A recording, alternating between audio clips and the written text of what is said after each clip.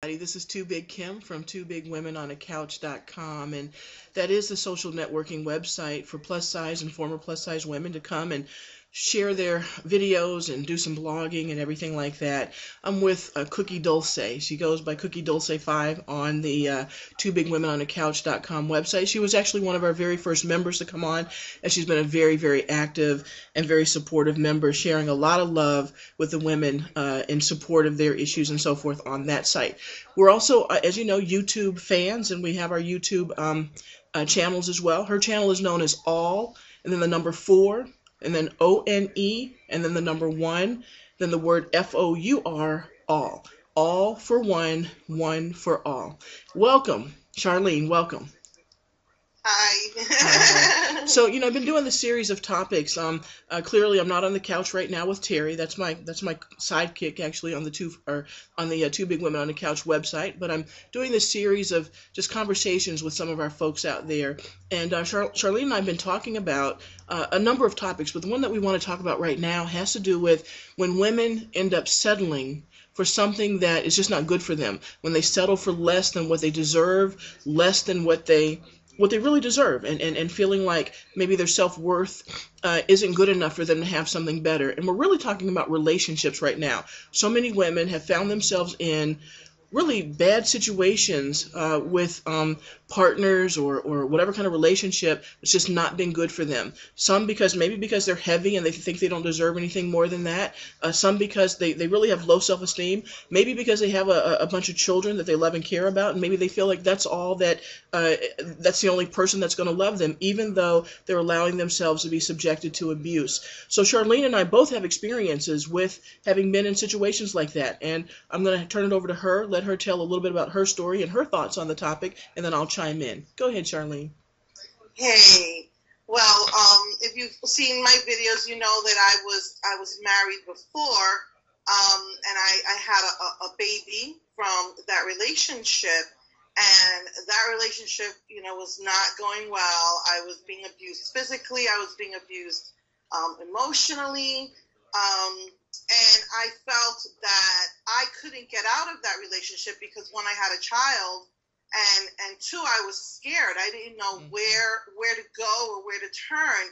And so I put up with it for 4 years before I got the courage to actually get out of that relationship.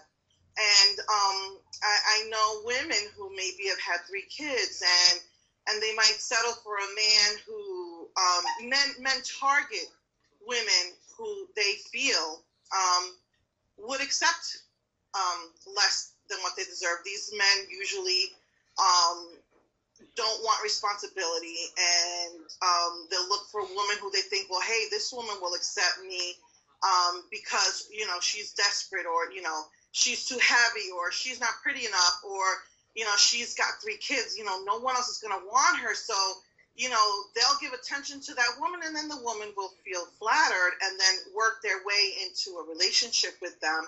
And then once they've got their way in there, whether moving in with them or whatever, then you'll start to see their true colors. And so it's scary. These women will put up with all sorts of abuse because they're afraid of being alone, because they don't know which way to turn. They don't want to be alone. That's a scary issue too. It's like, first of all, you'll accept him because, well, who else would want me? You really believe that you couldn't do better. I've got family members who have felt like this. Well, who's going to want me with a baby? Who's going to want me because I'm fat? Who's going to want me because I'm not pretty? And so they will put up with an abusive relationship because of that. And, I really feel bad for them. It took me 4 years to get the courage to get out of that relationship. And, and I understand I was fortunate enough that, my parents took me back in. So I was, one of the suggestions that maybe I was just thinking about was, I know that there's places, not that I've looked into them recently, but there are places that I know that you can go to for support. If you're feeling like this, and I've said this before, don't settle for less than what you deserve. Don't allow this man to continue to abuse you, whether physically or emotionally, because you feel you can't do better. You know, I mean, we are all special in our own way, and we all have a lot to offer.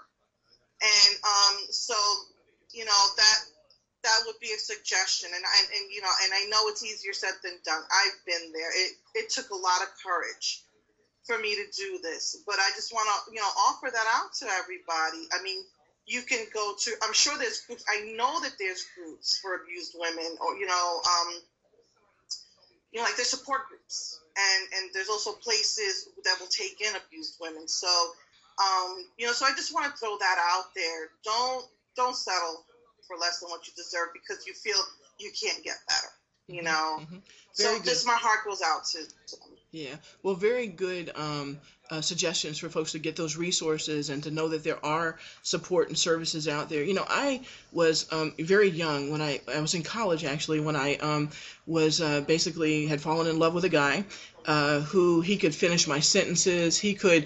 Oh my God, he just had like everything through my young eyes that I thought I needed. I didn't know he was an alcoholic. I didn't know he'd been running from the cops. I didn't know he had all these issues, you know. He looked like a man of stature. He looked like a man who was doing his thing, and he was smooth as silk. He was so smooth, you know. And I fell for it. And I didn't have low self-esteem. At that time, I was an athlete. I was a super I'd gotten a scholarship to college. I had, you know, all these things going in my life. I had no like low self-esteem issues, whatever. He just was smooth talking, and I fell for it, you know.